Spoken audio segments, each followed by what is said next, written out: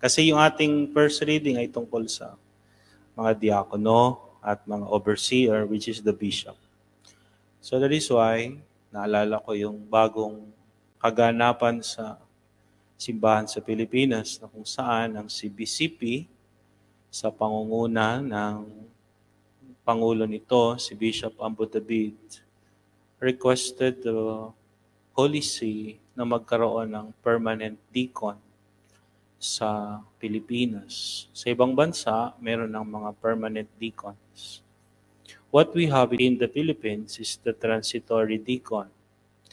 Kung maalala ninyo, nung inordinahan si Father Ronnie, inordinahan din si Reverend Benedict, no? Yung isa ay pari, yung isa ay diakono.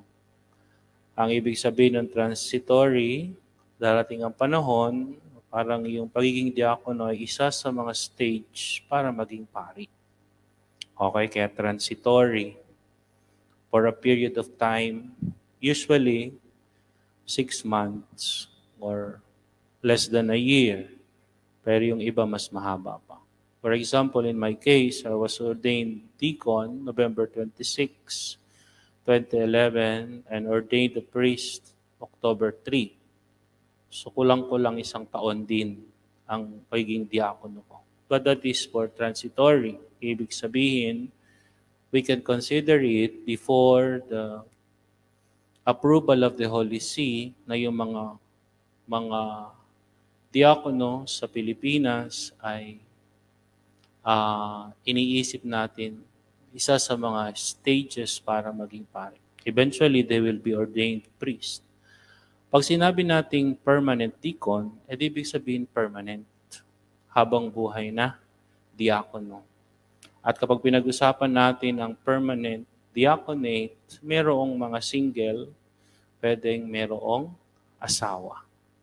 Okay? Kaya yung iba na nangangarap na maglingkod sa simbahan, hindi man pari o bilang diakono na may asawa, baka pwede na.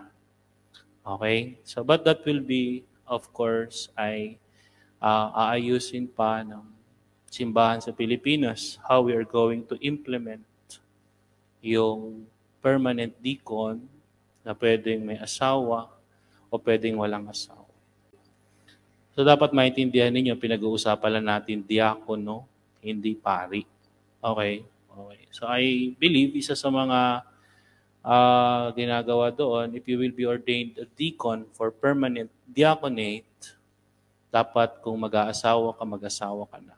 Kung hindi ka nag-asawa, hindi ka na mag-aasawa pag naordinahan ka ng diakono. So, isa sa mga kailangang gawin. Kung ikaw ay, ang intention mo is to be ordained as a permanent deacon. We know that the deacons were the first to be instituted in the early church. Kung matandaan ninyo sa aklat ng mga gawa ng mga apostol, there were 7 deacons who were ordained by the apostles to help them in the management of the temporal goods of the church. Pag sinabi nating temporal goods of the church, yung kayamanan ng simbahan. Kumbaga sa gobyerno, meron tayong DSWD, Department of Social Welfare and Development.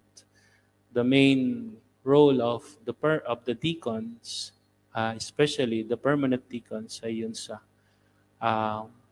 governance or administration of the temporal goods of the church. Coming from the apostles, sabi nila, hindi natin dapat pabayaan ang pagpapahayag ng salita ng Diyos. So we must devote our time in preaching and teaching. Thus, we have to ordain men of good reputation para sila yung mamahala sa mga gawaing temporal ng simbahan. Like for example, during the early Christian times, ay yung mga alay, yung pamamahagi sa mga dukha, sa mga balo, sa mga ulila, ay ginagampanan ng mga diakono.